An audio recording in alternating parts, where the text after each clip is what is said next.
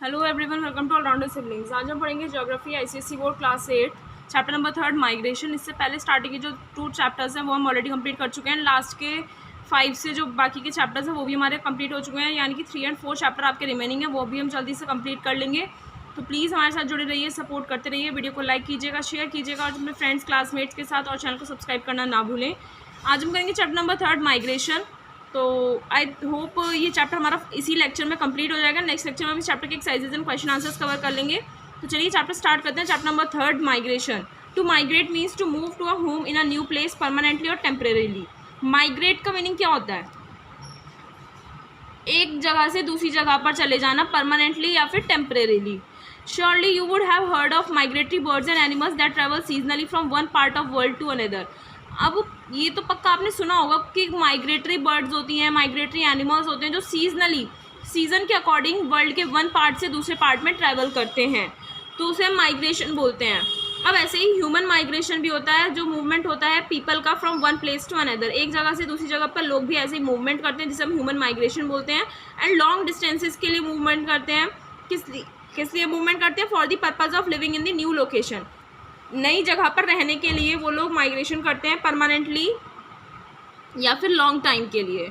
It may be undertaken by an individual और a group. Migration जो है वो कोई भी इंडिविजुअल कर सकता है या फिर कोई ग्रुप भी कर सकता है। Migration excludes short term movement. जो शॉर्ट टर्म मूवमेंट्स होते हैं ना, कुछ टाइम के लिए जो मूवमेंट्स होते हैं, थोड़े ही शॉर्ट टाइम के लिए होते हैं, वो माइग्रेशन में इंक्लूड नहीं होते हैं। जैसे migrants do in like those of nomads, commuters and tourist. Tourist होते हैं, नोमैड्स होते हैं जो बंजारे होते हैं, कम्यूटर्स होते हैं जो, जैसे हम टूरिस्ट हो गए, जैसे ट्रिप पर जाते हैं, 2-3 दिन के लिए जाते हैं, 4 दिन के लिए, 5 दिन के लिए, फिर वापस अपने घर पर आ जाते हैं, तो वो माइग्रेशन नहीं कहलाएगा, है ना। वो शॉर्ट टर्म मूवमेंट हो गया, बट वो माइग्रेशन नहीं है। In which the migrants do not intend to stay at the new location for long. इसमें माइग्रेंट्स जो होते हैं, जो लोग दूसरी जगह पर जाते हैं कुछ टाइम के लिए, शॉर्ट टाइम के लिए, वो उस जगह पर, उस न्यू लोकेशन पर लॉन्ग टाइम के लिए नहीं रहते हैं, ठीक है। तो इसलिए इसमें शॉर्ट टर्म मूवमेंट्स इंक्लूड नहीं होते हैं। However the seasonal movement of hired farm labourers, hired farm labourers का जो सीजनल मूवमेंट होता है, ट्रांस ह्यूमन्स का जो सीजनल मूवमेंट होता है, ट्रांस ह्यूमन्स सीजनल मूवमेंट होता है पेस्टोरल पीपल का। जो पशुपालक लोग होते हैं, जो पशुओं को पालते हैं, वो जो लोग होते हैं अपने एनिमल्स के साथ वार्मर एरियाज़ में चले जाते हैं विंटर्स में, और वापस गर्मियों में यहीं आ जाते हैं अपनी जगह पर, तो उसे हम ट्रांस ह्यूमन्स बोलते हैं। तो जो hired farm labourers and transhumance का सीजनल मूवमेंट होता है, वो एग्जाम्पल्स हैं टेम्परेरी माइग्रेशन का। Migration is voluntary when people themselves choose to migrate. Migration voluntary होता है, इसमें मतलब लोग अपने आप चूज़ करते हैं माइग्रेट करने के लिए। For example in search of better opportunities. तो उनका ऑप्शन क्या रहता है, उनकी इच्छा क्या रहती है कि उन्हें कहीं और जाएंगे तो बेटर अपॉर्चुनिटीज़ मिलेंगी। Some migrations though voluntary are forced by conditions like wars, famines and epidemics. अब किसी कंट्री में वॉर, फेमाइन, एपिडेमिक्स, वॉर्स यानी युद्ध हो जाता है, फेमाइन यानी भूखमरी फैल जाती है, एपिडेमिक्स यानी महामारी फैल जाती है, कोई बीमारी फैल जाती है, तो इस वजह से भी लोगों को माइग्रेशन करना पड़ता है। So people who migrate in such conditions and can not return to their homes on grounds of safety are called refugees. तो वो लोग जो ऐसी कंडीशंस में, वॉर, फेमाइन, एपिडेमिक्स की कंडीशन में माइग्रेट करते हैं और वापस अपने घर पर नहीं आ सकते सेफ्टी की वजह से, उन्हें हम रिफ्यूजीज़ बोलते हैं। सम माइग्रेशंस आर नॉट वॉलेंट्री। कुछ माइग्रेशंस जो है अपनी इच्छा से नहीं होते हैं, जैसे अपनी इच्छा से नहीं होते, बस माइग्रेशन करना पड़ता है। Because as in case of people who are forcibly expelled, जिन लोगों को दबाव देकर फोर्स करके निकाल दिया जाता है या फिर उन्हें प्रिजनर्स के रूप में दूसरी कंट्री में ले जाया जाता है ना। तो माइग्रेशन अपनी मर्जी से तो नहीं होता ना।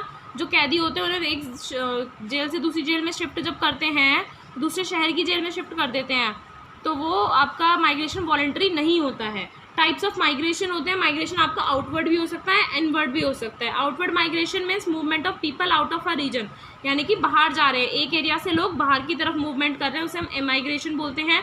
एंड पीपल, और वो लोग जो बाहर की तरफ दूसरे कंट्री में, दूसरे एरिया में जाते हैं, उसे हम एमिग्रेंट्स बोलते हैं। इनवर्ड माइग्रेशन या फिर movement of people into a region, कोई किसी एरिया में लोग आ रहे हैं, उस प्रोसेस को हम बोलेंगे इमिग्रेशन, और जो लोग आ रहे हैं उन्हें हम इमिग्रेंट्स बोलेंगे। The regions from which people immigrate are known as donor regions. जो लोग किसी एरिया से इमाइग्रेट करते हैं, यानी कि किसी एरिया से बाहर आते हैं, तो उसे हम डोनर रीजन बोलते हैं। इनमें कुछ कंट्रीज़ हैं, Mexico, India, Russia, China, Ukraine, Bangladesh and Pakistan. ये कुछ डोनर कंट्रीज़ हैं, यानी कि यहाँ से लोग माइग्रेट होते हैं, दूसरे शहरों में जाकर रहते हैं। The regions to which people migrate are known as receiver regions, और वो एरियाज जहाँ पर लोग माइग्रेट करके जाते हैं, दूसरे एरिया में जाते हैं सेटल होने के लिए, उसे हम उस एरिया को हम बोलते हैं रिसीवर रीजन्स। इसमें आती है countries USA, Russia, Germany, Saudi Arabia, Canada and UK. Migration take place at different levels, और माइग्रेशन आपका डिफरेंट लेवल्स पर होता है। अब इंटरनल माइग्रेशन क्या होता है? When people move to a new home in another place with in the same country, it is called internal migration. मान लीजिए अब ये आपकी कोई कंट्री है, आप यहाँ पर रहते हैं इस एरिया में, तो आपने एक ही कंट्री में दूसरे एरिया में घर ले लिया, तो वो इंटरनल माइग्रेशन हो गया। Migration of people from rural to urban areas, rural to urban areas यानी कि विलेज से टाउन्स एंड सिटीज़ में जो लोग आते हैं रहने के लिए, विलेज से टाउन्स में आ गए, सिटीज़ में आ गए विलेज से। And from small urban areas यानी कि छोटे टाउन्स से ले स्मॉल अर्बन एरियाज से लार्जर अर्बन एरियाज में आते हैं in search of opportunities are examples of internal migration. तो इंटरनल माइग्रेशन के दो एग्जाम्पल्स यहाँ पर आपको दिए हुए हैं, migration of people from rural to urban areas and from small urban areas to large urban areas. Rural to urban यानी विलेजेस से टाउन से सिटीज़ में आ रहे हैं, स्मॉल अर्बन एरियाज यानी कि towns, and larger urban areas यानी cities. तो टाउन से सिटीज़ में आ रहे हैं बेटर अपॉर्चुनिटीज़ के लिए। तो ये एग्जांपल्स हो गए आपके इंटरनल माइग्रेशन के। इसके बाद यहाँ पर आपको दिया हुआ इंटरनेशनल माइग्रेशन के बारे में। इससे पहले हम ये देखते हैं, यहाँ पर आपको एक पिक्चर दिखाई जिसमें लोग माइग्रेट कर रहे हैं। तो ये सूडान जो एक कंट्री है, वहाँ के लोग हैं जो माइग्रेट कर रहे हैं। क्यों कर रहे हैं? बिकॉज वहाँ पर बहुत प्रोलॉन्ग्ड फेमाइंस, बहुत लंबे टाइम से भुखमरी फैली हुई थी और वायलेंस उन लोगों ने देखा था, हिंसा देखी थी बहुत ज़्यादा, तो इस वजह से लोग वहाँ से दूसरी तरफ जा रहे हैं। अब देखते हैं इंटरनेशनल माइग्रेशन क्या होता है। इंटरनल समझ में आ गया, विद इन कंट्री हो गया। इंटरनेशनल हो गया कि वन कंट्री से दूसरी कंट्री में मूव कर रहे हैं। When people cross an international border and move to a new home in a different country, it is called international और एक्सटर्नल माइग्रेशन। जब लोग एक इंटरनेशनल बॉर्डर को क्रॉस करके एक घर से अपने नए घर में जाते हैं, नई कंट्री में जाते हैं, तो उसे हम इंटरनेशनल माइग्रेशन या एक्सटर्नल माइग्रेशन बोलते हैं। एक्सटर्नल माइग्रेशन में भी इंटर कॉन्टिनेंटल, एक्सटर्नल माइग्रेशन जो है वो इंटर कॉन्टिनेंटल हो सकता है यानी कि कॉन्टिनेंट्स के बीच में हो सकता है, और इट में भी इंट्रा कॉन्टिनेंटल या फिर इंट्रा कॉन्टिनेंटल हो सकता है यानी कि सेम कॉन्टिनेंट की अलग अलग कंट्रीज़ के बीच में हो सकता है।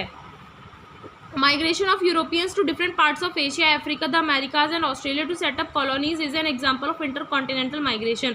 जो यूरोपियंस हैं वो माइग्रेट करते हैं एशिया, अफ्रीका, अमेरिका और ऑस्ट्रेलिया के डिफरेंट पार्ट्स में। तो वो जो माइग्रेट करके यूरोपियंस जो हैं, यूरोप के लोग जो है माइग्रेट करके इन कॉन्टिनेंट्स के डिफरेंट पार्ट्स में जाकर अपनी कॉलोनीज सेटअप करते हैं। तो ये हो गया एक एग्जाम्पल इंटरकॉन्टिनेंटल माइग्रेशन का, क्योंकि एक ही कॉन्टिनेंट में इंटरकॉन्टिनेंटल यानी कि कॉन्टिनेंट्स के बीच में माइग्रेशन हो रहा है ना, यूरोपीय, एशिया, अफ्रीका, अमेरिका, ऑस्ट्रेलिया, ये सभी कॉन्टिनेंट्स हैं, तो इसलिए इसे हम इंटरकॉन्टिनेंटल माइग्रेशन बोलेंगे। After the partition of India in 1947 में इंडिया का जब पार्टीशन हुआ था, विभाजन हुआ था, large number of people migrated between India and Pakistan depending on where they wished to settle. जब पार्टीशन हुआ था 1947 में, तो बहुत सारे लोग इंडिया और पाकिस्तान के बीच में माइग्रेट करा था उन लोगों ने, और उन्हें ऑप्शन दिया गया था कि जो लोग इंडिया में रहना चाहते हैं वो इंडिया में रह सकते हैं और जो लोग पाकिस्तान में रहना चाहते हैं वो पाकिस्तान में रह सकते हैं। तो ये एक एग्जांपल हो गया आपका इंट्रा कॉन्टिनेंटल माइग्रेशन का। इसमें क्या हुआ था, सेम कॉन्टिनेंट के अंदर कंट्रीज़ के बीच में हुआ था, है ना। तो ये इंट्रा कॉन्टिनेंटल माइग्रेशन हो गया। आई होप आपको internal and international means external migration समझ में आ गया। हम पढ़ते हैं कॉजेज ऑफ माइग्रेशन। माइग्रेशन का कारण क्या है, क्यों होता है migration. People migrate for various reasons, लोग जो है वो बहुत सारे रीजन्स की वजह से, बहुत सारे कारणों की वजह से माइग्रेट करते हैं। They compare the advantages and disadvantages of staying where they are and moving to a new place. वो लोग क्या करते हैं, जहाँ वो रह रहे हैं और जिस जगह वो जाना चाहते हैं, जिस जगह वो नई जगह पर जा रहे हैं, वहाँ के एडवांटेजेस और डिसएडवांटेजेस को कंपेयर करते हैं। और दूसरे फैक्टर्स क्या हैं, जैसे distance, terrain, travel cost, travel time, modes of transportation and cultural barriers also influence their decision to migrate. ठीक है, इन सब का भी बहुत बड़ा प्रभाव पड़ता है उनके डिसीजन पर। द कॉजेज ऑफ माइग्रेशन में be grouped into two main categories. Migration का जो कारण है वो उन्हें हम दो मेन कैटेगरीज में डिवाइड कर सकते हैं। एक है आपका पुश फैक्टर्स और एक है आपका पुल फैक्टर्स। ठीक है, तो ये कॉजेज, अब हम मेन कॉजेज पढ़ेंगे इसके। पुश फैक्टर्स में हम क्या पढ़ेंगे, the difficulties that cause people to emigrate are called push factors. तो पुश फैक्टर्स में वो फैक्टर्स आते हैं, वो परेशानियाँ आती हैं जिसकी वजह से लोगों को क्या करना पड़ता है, एमिग्रेट करना पड़ता है, यानी कि अपनी कंट्री को छोड़ना पड़ता है। उन्हें हम पुश फैक्टर्स बोलते हैं, यानी कि उन पर दबाव बन जाता है कि उन्हें यहाँ से जाना पड़ेगा। तो उन्हें हम पुश फैक्टर्स बोलते हैं, ठीक है। पुश फैक्टर यानी एमिग्रेट, यानी कि लोग निकल रहे हैं एक कंट्री से। तो कुछ मेजर पुश फैक्टर्स कौन से हैं? फूड शॉर्टेज, खाने की कमी, जॉब्स की शॉर्टेज हो रही है, कमाई कम हो रही है, अनस्टेबल इकोनॉमिक कंडीशन है, उनकी स्टेबल नहीं है इकोनॉमिक कंडीशन, है ना। लैक ऑफ एमिनिटीज़, यानी कि फैसिलिटीज़ नहीं है, जैसे अच्छा घर नहीं है, transport, power supply, medical facilities, education है, ये सब चीज़ें नहीं है। युद्ध हो रहे हैं, उसमें वॉर्स हो गए हैं, नेचुरल डिज़ास्टर वहाँ पर बार बार फैलता होता रहता है, फ्लड्स, फेमाइंस, ऐसे नेचुरल डिज़ास्टर्स होते रहते हैं। परसिक्यूशन यानी कि हॉस्टिलिटी या फिर इल ट्रीटमेंट होता है यहाँ पे, because of race, religious belief, social practices और पॉलिटिकल आइडियाज़, यानी कि भेदभाव होता है उस कंट्री में। तो ये कुछ मेजर पुश फैक्टर्स हैं जिसकी वजह से लोगों को इन रीजंस की वजह से अपनी कंट्री को छोड़कर दूसरी कंट्री में आना पड़ता है। अब है पुल फैक्टर्स, यानी कि जिसकी वजह से जिन फैक्टर्स की वजह से वो अट्रैक्ट होते हैं, जो एमिग्रेंट्स होते हैं वो एमिग्रेंट्स का काम करते हैं। The factors that attract immigrants to a certain place are called pull factors, यानी कि अपनी तरफ खींचते हैं। तो कुछ फैक्टर्स जो इमिग्रेंट्स को अट्रैक्ट करते हैं अपनी तरफ, एक सर्टेन प्लेस की तरफ, उन्हें हम पुल फैक्टर्स बोलते हैं। तो कुछ मेजर पुल फैक्टर्स आपको यहाँ पर दिए हुए हैं। Abundance of food and other resources, अच्छा खासे अमाउंट में उस कंट्री में फूड और अदर रिसोर्सेज पाए जा रहे हैं। हायर अर्निंग ऑप्शंस हैं, बेटर एम्प्लॉयमेंट अपॉर्चुनिटी, और इकोनॉमी उस कंट्री की स्टेबल है, बेटर फैसिलिटीज़ मिल रही हैं, पॉलिटिकल स्टेबिलिटी मिल रही है, lower risk of natural disasters, natural disaster कम है होता है वहाँ पर, और भेदभाव नहीं होता है उस कंट्री में, है ना। जाति की वजह से इक्वालिटी मिलती है सभी को, रिलीजियस धार्मिक फ्रीडम मिलता है, थॉट एंड एक्सप्रेशन का फ्रीडम मिलता है। तो इन सभी फैक्टर, ये कुछ पुल फैक्टर्स हैं जिसकी वजह से और जो एमिग्रेंट्स होते हैं ना वो अट्रैक्ट होते हैं इस कंट्रीज़ की तरफ। अब हम पढ़ते हैं brief history of migration, migration की बड़ी सी हिस्ट्री पढ़ते हैं कुछ। इट इज़ बिलीव्ड दैट, ये माना जाता है कि modern humans emerge in Africa about 2 lakh years ago, कि लगभग 2 लाख साल पहले अफ्रीका में मॉडर्न ह्यूमंस आए थे। दीज ह्यूमंस, ये जो मॉडर्न ह्यूमंस थे ये नोमैडिक हंटर गैदरर्स थे, है ना। नोमैडिक होते हैं जो एक जगह से दूसरी जगह पर मूव करते रहते हैं, उनका कोई स्टेबल प्लेस नहीं होता है। हंटर गैदरर्स आपको पता ही है, who moved in search of food and water, जो फूड के और वाटर की सर्च में मूव करते रहते थे। They usually followed the animals they hunted and their migrations were driven by changes in climate. तो वो जो नोमैड्स होते थे, हंटर गैदरर्स होते थे, वो यूजुअली एनिमल्स को फॉलो करते थे, उनका पीछा करते थे, जिसका वो शिकार करते थे, और उनका माइग्रेशन जो है ना वो चेंज हो जाता था क्लाइमेट की वजह से भी। ओके, आर्कियोलॉजिकल एविडेंस जो मिले हैं, जो सबूत मिले हैं, उन्होंने ये सजेस्ट किया है that these humans spread through out Africa, ये ह्यूमंस पूरे अफ्रीका में फैले हुए थे।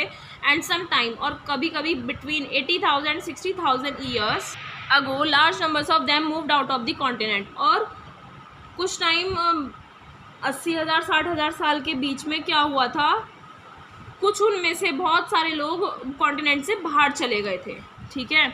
दे entered Asia from the west, spread through Asia to Europe and to Australia by about 40,000 years ago and to the Americas between 20,000 and 15,000 years ago. तो वो लोग क्या बोल रहा था, उनमें से कुछ लोग जब अफ्रीका से एशिया में एंटर कर गए, ठीक है, कॉन्टिनेंट से बाहर चले गए, एशिया में चले गए वेस्ट डायरेक्शन से, पूरे एशिया से यूरोप में चले गए, यूरोप से ऑस्ट्रेलिया में चले गए अबाउट 40,000 साल पहले, और फिर वहाँ से अमेरिका चले गए बिटवीन 20,000 15,000 ईयर्स के बीच में। By about 10,000 years ago, about 10,000 साल पहले, man had change from a hunter gatherer to a farmer. 10,000 साल पहले लगभग आदमी जो था, जो नोमैड का काम करता था, नोमैड था, वो हंटर गैदरर से एक फार्मर बन गया था, और उसने एक सेटल्ड लाइफ, एक जगह स्टेबल लाइफ जीनी शुरू कर दी थी। Human migrations were now aimed mainly eight finding and occupying land good for growing crops and grazing animals. फिर उसके बाद ह्यूमन माइग्रेशंस का मेन मोटिव क्या रहता था, उनका मेन एम रहता था कि उन्हें एक अच्छा लैंड मिले, ठीक है, वो अच्छा लैंड ढूंढते थे, और उसे ऑक्यूपाई करके, यानी कि अपने अंडर करके एक ऐसा लैंड ढूंढते थे जो क्रॉप्स को ग्रो करने के लिए और एनिमल्स को ग्रेज करवाने के लिए, एनिमल्स को चराने के लिए अच्छा हो। This gradually led to migration for conquering new lands, developing trade and getting access to new resources. और ऐसे ही धीरे धीरे फिर क्या हुआ, माइग्रेशन का मेन मोटिव क्या हो गया, न्यू लैंड्स को कंक्वायर करना, ट्रेड को डेवलप करना, व्यापार करना, और न्यू रिसोर्सेज को डेवलप करना। It led to the rise and fall of many empires and the building of nations. इसकी वजह से बहुत सारे एम्पायर्स साम्राज्य राइज हुए, फॉल हुए, बहुत सारी बिल्डिंग्स नेशन में बनी। Beginning in the 15th century, 15th century की स्टार्टिंग में many Europeans went on voyages of discovery to search out new lands and resources. बहुत सारे यूरोपियंस जो थे, क्योंकि यूरोप में गए थे, तो यूरोपियंस ने क्या किया था, वो वॉयजेस पर जाते थे, यानी बहुत बड़ी बड़ी यात्राओं पर जाते थे और उस यात्रा पर वो डिस्कवरी करते थे, है ना, खोज की यात्रा पर जाते थे और उसमें वो नए लैंड्स और नए रिसोर्सेज को सर्च करने लगे, खोज करने लगे उनकी। एंड 16th सेंचुरी में European countries began to set up colonies in different parts of Americas, Africa, Asia and Australia. और 16th सेंचुरी में, 15th सेंचुरी पे वो गए थे और 16th सेंचुरी में फिर उन लोगों ने क्या किया, यूरोपियंस ने अपनी कॉलोनीज़ अमेरिका, अफ्रीका, एशिया और ऑस्ट्रेलिया के डिफरेंट पार्ट्स में सेटअप करनी शुरू कर दी। Between 16th and 19th century, 16th and 19th century के बीच में many Europeans migrated to these colonies attracted by opportunities such as cheaply available land and abundant resources. 16th and 19th centuries के बीच में बहुत सारे यूरोपियंस माइग्रेट हुए इन colonies में, यानी कि बहुत सारे यूरोपियंस जो हैं, जो इन्होंने कॉलोनीज़ अलग अलग कंट्रीज़ में सेटअप करी थी ना, वहाँ पर चले गए, क्योंकि वहाँ पर अपॉर्चुनिटीज़ अच्छी थी, क्योंकि बहुत वहाँ पर लैंड जो था वो चीपली मिल जाता था, सस्ते उसमें मिल जाता था और रिसोर्सेज भी अच्छे खासे अवेलेबल थे। Some people also migrated to escape persecution और difficult conditions in their homeland. कुछ लोग तो इसलिए चले जाते थे क्योंकि वहाँ पर उनके साथ भेदभाव होता था अपने जहाँ पर वो रहते थे और कंडीशंस वहाँ पर जीने की डिफ़िकल्ट थी। एग्जाम्पल देंगे तो many Irish people migrated to North America. Irish people जो थे वो नॉर्थ अमेरिका की तरफ माइग्रेट करने लगे to escape a famine in Ireland, क्योंकि आयरलैंड में फेमाइन आ गया था, बहुत बड़ी भुखमरी फैल गई थी। आयरिश पीपल यानी आयरलैंड में जो लोग रहते हैं उन्हें आयरिश बोलते हैं। They have forced migrations to specially in the 17th and 18th centuries. 17th और 18th सेंचुरीज़ के आसपास ना फोर्स्ड माइग्रेशन हुआ था, लोगों पर दबाव डाला गया था कि वो यहाँ से चले जाएँ। Like the transportation of large number of Africans as slaves to North America. मतलब दबाव कैसे डाला गया कि अफ्रीकन्स के बहुत सारे लोगों को गुलाम बनाकर नॉर्थ अमेरिका भेज दिया गया। And transportation of British criminals to Australia as punishment. और जो ब्रिटिश अमेरिका के जो क्रिमिनल्स थे उन्हें ऑस्ट्रेलिया भेज दिया जाता था सज़ा के तौर पर। ओवर अ फ्यू जनरेशंस, जब कुछ जनरेशंस के बाद immigrants settling in the colonies outnumbered the native people in some continents like Australia and Americas. अब क्या बोला, कुछ जनरेशंस बीतने के बाद जो इमिग्रेंट्स थे, जो कॉलोनीज़ में सेटल हो रहे थे, तो वो ज़्यादा हो गए नेटिव पीपल के कंपैरिजन में, यानी कि जो लोग वहाँ पर पहले से रहते थे उनके कंपैरिजन में इमिग्रेंट्स ज़्यादा हो गए, यानी कि ज़्यादा लोग आने लगे वहाँ पर सेटल होने के लिए। Industrial revolution began in Europe in 18th century. Europe में इंडस्ट्रियल रिवॉल्यूशन होने लगा 18th सेंचुरी में। इसमें क्या हुआ, it involve the change from manufacturing goods by hand to manufacturing with the help of machines. Industrial revolution में लोग जो सामान पहले हाथ से बनाते थे ना, वो मशीन्स की हेल्प से बनाने लगे। It triggered an enormous growth in manufacturing industries and related industries like mining. इससे एक बहुत बड़ा ग्रोथ देखने को मिला मैन्युफैक्चरिंग इंडस्ट्रीज़ में और उससे जुड़ी हुई इंडस्ट्रीज़ में। Towns and cities came up around factories and mines. Towns और सिटीज़ जो थी वो फैक्ट्रीज़ के आसपास ही सेटल होने लगी। Many people from villages and even from other countries migrated to these urban centres in search of jobs. अब इतना सारा इंडस्ट्रियल डेवलपमेंट हो गया था, इतना बड़ा इंडस्ट्रियल रिवॉल्यूशन हुआ था, इसकी वजह से बहुत सारे लोग जो है गाँव से भी और बहुत सारे दूसरी कंट्रीज से भी लोग माइग्रेट होकर इन्हीं एरियाज़ में आते थे जॉब के लिए। There were several gold rushes in the 19th century as in Australia, South Africa and North America. बहुत ज़्यादा गोल्ड रश भी हुआ था। गोल्ड रश क्या होता है वो अभी हम पढ़ेंगे।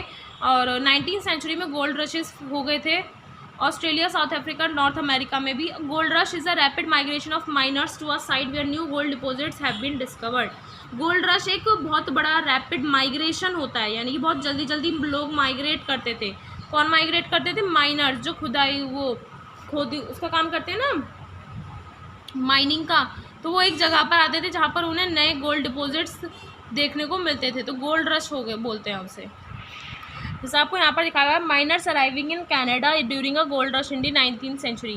कनाडा में भी 19th सेंचुरी में गोल्ड रश हुआ था, उसमें माइनर्स आ रहे हैं ये, ठीक है, जो माइनिंग का काम करते हैं वो लोग आ रहे थे। तो in general migration in search of better opportunities from rural to urban areas, from small towns to large cities and from less developed countries to more developed countries has been a common trend among the humans since ancient times. अब generally अगर हम बात करें तो migration जो होता था वो बेटर अपॉर्चुनिटीज़ के लिए होता था। रूरल से अर्बन एरियाज़ में लोग आते थे, स्मॉल टाउन से बड़े बड़े शहरों में आने लगे।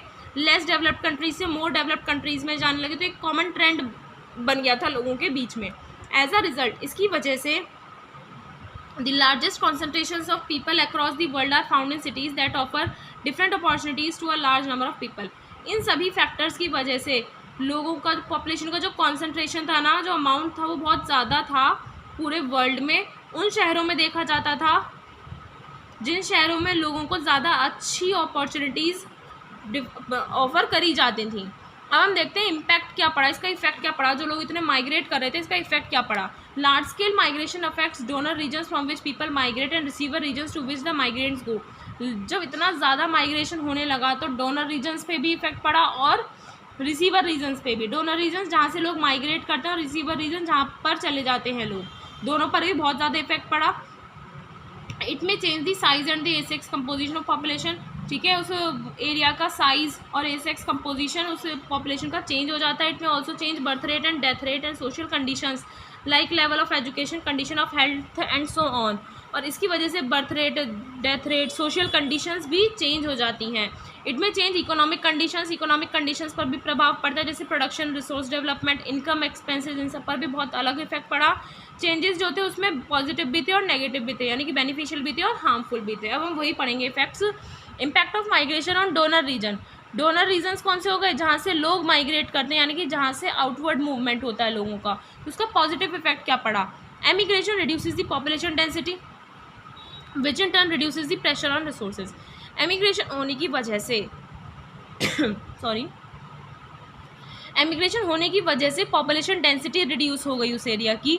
पॉपुलेशन डेंसिटी रिड्यूस होने की वजह से जो रिसोर्सेज पर प्रेशर पड़ता था ना, पॉपुलेशन ज़्यादा होने की वजह से वो कम हो गया, जिससे ओवर पॉपुलेशन को कंट्रोल किया जा सका। दूसरा क्या है, इट रिड्यूसेस बर्थ रेट। इससे बर्थ रेट भी कम हो गया, क्योंकि माइग्रेंट्स जो है मोस्टली जो लोग दूसरे कंट्री में जाते थे ना, वो यंग एडल्ट जाते थे who wish to raise a family, जो अपनी फैमिली सेटअप करना चाहते थे। Migrants often send back money to people in their original home. This helps improve the economy of their native place. Migrants जो है वो कभी कभी पैसे जो है ना अपने ओरिजिनल घर में लोगों को भेजते थे, जिससे उनके नेटिव प्लेस की इकोनॉमी अच्छी होती थी। इन इंडिया में this often happens in the course of rural urban migration. जब रूरल अर्बन माइग्रेशन होता है ना, तो इंडिया में ये चीज़ होती है कि लोग अपने घर में पैसे भेजते हैं। It also happens in cases of external migration. External migration में भी होता है। जैसे एग्जाम्पल देखिए, many families in Kerala have attend a better standard of living with money Saint back by family members working in Dubai, Abu Dhabi, Kuwait and various other places in Arabian countries. यानी कि कुछ families हैं केरला में, उनकी life बहुत अच्छी हो गई है। कैसे अच्छी हो गई, उनके कुछ फैमिली मेम्बर्स हैं जो अबू धाबी में, दुबई में, कुवैत में और अदर प्लेसेस में रहते हैं अरेबियन कंट्रीज़ के।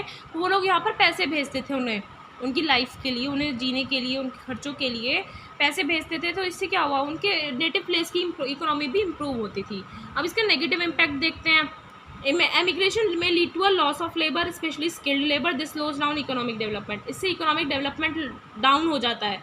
क्यों हो जाता है, क्योंकि लोग जो स्किल्ड लेबर है वो दूसरी कंट्री में चली जाती है, तो लेबर का लॉस हो जाता है। It leads to a loss of young people of working age. Working age के जो लोग हैं वो माइग्रेशन करते हैं ज़्यादा, तो वर्किंग एज का लॉस हो जाता है। Reduce working population has to support a relatively large dependent population. और जो रिड्यूस वर्किंग पॉपुलेशन है ना, उसे वर्किंग पॉपुलेशन कम हो जाती है, तो और उस कम वाली वर्किंग पॉपुलेशन को, बड़ी सी डिपेंडेंट पॉपुलेशन को क्या करना पड़ता है, सपोर्ट करना पड़ता है, तो प्रेशर पड़ जाएगा। It causes family structures in to break down. Family structures break down हो जाते हैं because man often migrate without their families. क्योंकि जो अगर आदमी माइग्रेट करता था ना, तो वो बिना फैमिली के जाता था। इट में also make the sex ratio अब नॉर्मली हाई। इससे सेक्स रेशियो बहुत हाई हो जाता था, क्योंकि नंबर ऑफ मेल्स सिग्निफिकेंटली क्या हो जाते हैं, रिड्यूस हो जाते हैं। Emigrants often give up their own culture and adopt the culture of the place where they settle. और ज़्यादातर जो एमिग्रेंट्स होते हैं वो क्या करते हैं, अपना कल्चर छोड़कर जिस जगह पर वो रह रहे हैं ना, वहाँ का कल्चर अडॉप्ट कर लेते हैं।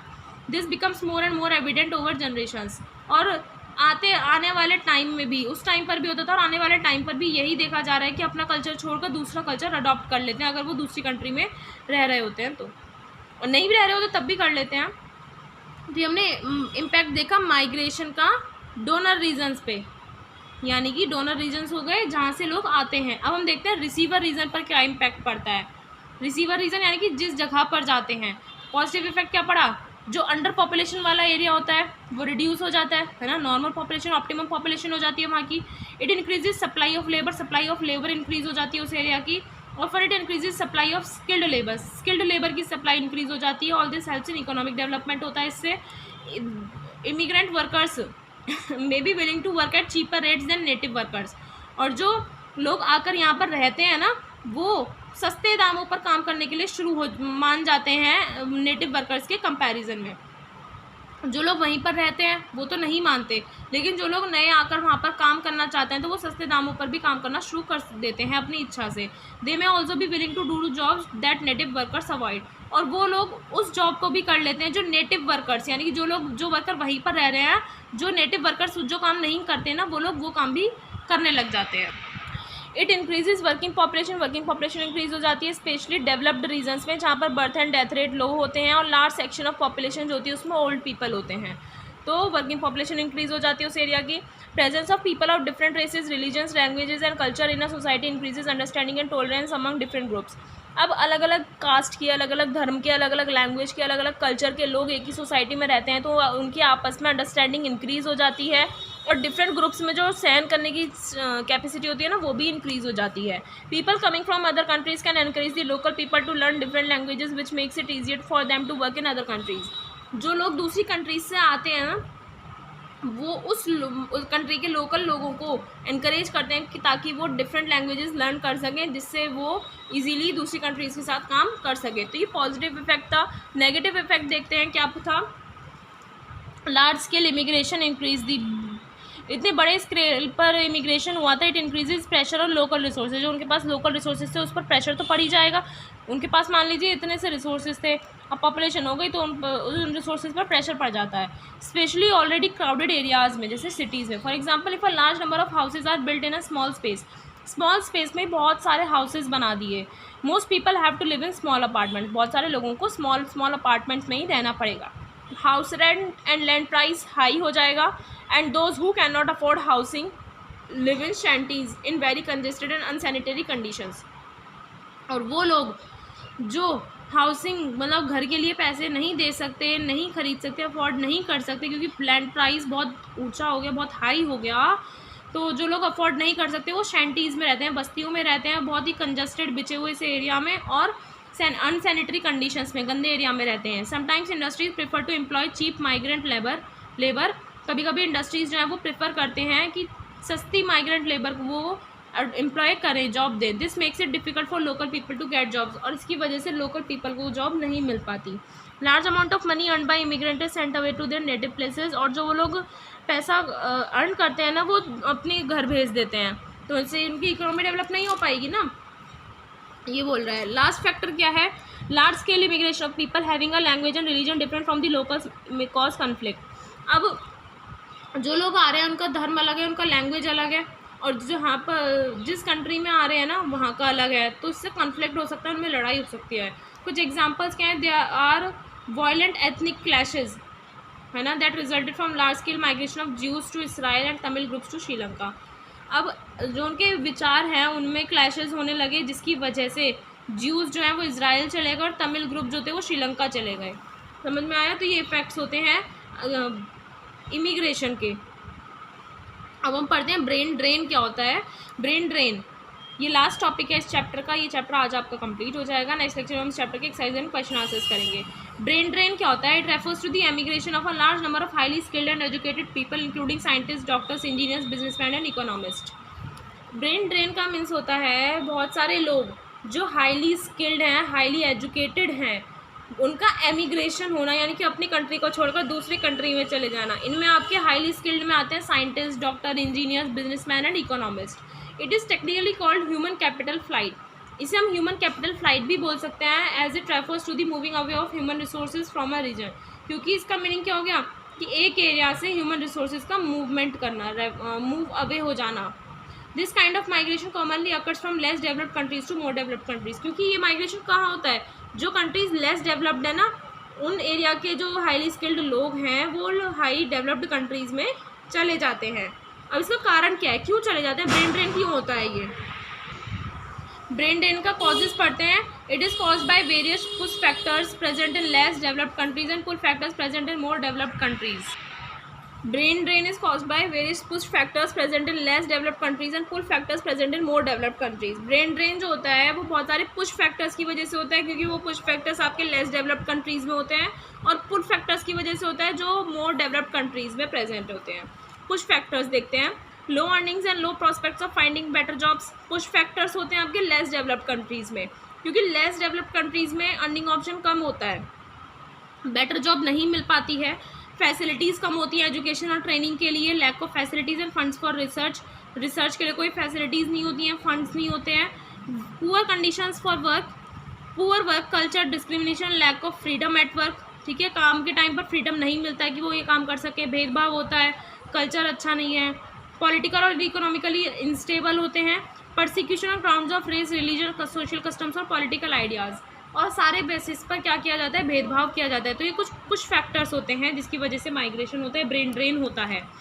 पुल फैक्टर्स क्या हैं, जो अट्रैक्ट करते हैं अपनी तरफ कि हाई अर्निंग होगी, दूसरे कंट्री में चले जाएंगे तो हाई अर्निंग होगी, अच्छा प्रॉस्पेक्ट्स होगा, फाइंडिंग बेटर जॉब्स मिल जाएंगी, अच्छी खासी फैसिलिटीज़ मिलेंगी एजुकेशन ट्रेनिंग के लिए, और एम्पल फैसिलिटीज़ और फंड्स मिल जाएंगे रिसर्चिंग के लिए, गुड कंडीशंस मिल जाएंगी काम करने के लिए, जो आपके लेस डेवलप्ड कंट्रीज़ में नहीं होता है. गुड वर्क कल्चर मिल जाएगा, ensuring appreciation and freedom at work, political and economic instability in the country, और कंट्री में पॉलिटिकल और इकोनॉमिकल इंस्टेबिलिटी होती है, स्टेबिलिटी होती है. इम्पैक्ट ऑफ ब्रेन ड्रेन, इसका क्या इम्पैक्ट पड़ा. It is a cause for concern, ये चिंता करने वाली बात है, because it robes the country of its brightest people. क्योंकि एक तरीके से ब्रेन ड्रेन का मीनिंग ये हो गया कि एक कंट्री के जो चमकते सितारे हैं, जो स्किल्ड लोग हैं, उन्हें चुरा लिया जाता है. इसका इम्पैक्ट इसलिए जनरली नेगेटिव ही होता है, बट इसका पॉजिटिव साइड भी है. कुछ नेगेटिव और पॉजिटिव साइड्स आपको ब्रेन ड्रेन के यहाँ पर दिए हुए हैं. नेगेटिव पॉइंट्स देखते हैं. कंट्री लूजेज स्किल्ड लेबर, उस कंट्री की स्किल्ड लेबर चली जाती है, उससे डेवलपमेंट कम हो जाता है उस कंट्री का. Country losses the services of scientist, doctors and teachers, doctor, teacher, scientist की सर्विसेज उस कंट्री को नहीं मिल पाती हैं, जिससे उस कंट्री की मेडिकल और एजुकेशनल फैसिलिटीज़ डाउन हो जाती हैं. Country loses businessman and it's economy suffers, country से अगर बिजनेसमैन चला जाता है तो उससे इकोनॉमी सफ़र करती है.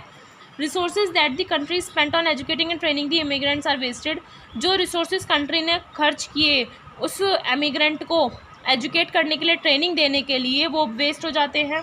Country loses the taxes that the emigrants would पे, जो एमिग्रेंट सब कुछ बन गए हैं तो कुछ टैक्स वगैरह पे करना पड़ता है, तो टैक्स पे करने के जो है वो कंट्री खो देती है ना. टैक्स तो वो जिस कंट्री में जाकर रह रहा है वहीं तो पे करेगा. Emigration of some and other their success abroad encourages others to follow. Emigration of some and their success abroad encourages others to follow. और जब कुछ लोग बाहर जाकर सक्सेस हो जाते हैं तो इस वजह से दूसरे लोग भी एनकरेज हो जाते हैं कि हम भी सक्सेस होकर बाहर जाकर रहेंगे. ये नेगेटिव इम्पैक्ट पड़ता है. अब पॉजिटिव इम्पैक्ट क्या पड़ता है, those who emigrate sharpen their skills and increase their knowledge abroad. वो लोग जो दूसरे शहर में चले जाते हैं तो वहाँ जाकर वो अपनी नॉलेज को इंक्रीज़ करते हैं, अपने स्किल्स को और शार्प कर लेते हैं. Country benefits from this if some of them return after some years, but country को इससे इफेक्ट बहुत बेनिफिट्स मिलते हैं अगर उनमें से कुछ लोग बहुत वापस आ जाते हैं, कुछ साल बाद वापस आ गए तो उन्हें बहुत बेनिफिट्स मिलेंगे. Those who emigrate often send back a large part of their income to their home country. कुछ लोग ऐसे होते हैं जो बाहर रहकर वहाँ से इनकम करके अपने होम कंट्री को भेजते हैं, जिससे होम कंट्री की इनकम इकोनॉमी इंक्रीज़ हो जाती है. Prospect of emigrating encourages people to get good education and develop skills. और एमिग्रेट होने की वजह से लोग जो है ना, उन्हें बहुत इंकरेजमेंट मिलता है कि उन्हें अच्छी एजुकेशन लेनी है, अपनी स्किल्स डेवलप करनी है. Since all of them do not succeed in emigrating, some are always left to serve their own country. But उनमें क्या होता है, कुछ सभी एमिग्रेट नहीं कर पाते, बाहर नहीं जा पाते हैं, तो कुछ वो लोग अपनी कंट्री में रहकर अपनी कंट्री को ही सर्व करते हैं. तो ये इम्पैक्ट होता है पॉजिटिव वे में ब्रेन ड्रेन का. ये चैप्टर आपका यहाँ पर कंप्लीट हो गया है, तो प्लीज़ हमारे चैनल को सपोर्ट कीजिए. और आपको अदर कंटेंट चाहिए तो देन यू कैन कमेंट अस. और नेक्स्ट लेक्चर में हम मिलते हैं जिसमें हम करेंगे चैप्टर के exercises and question answers. Thank you.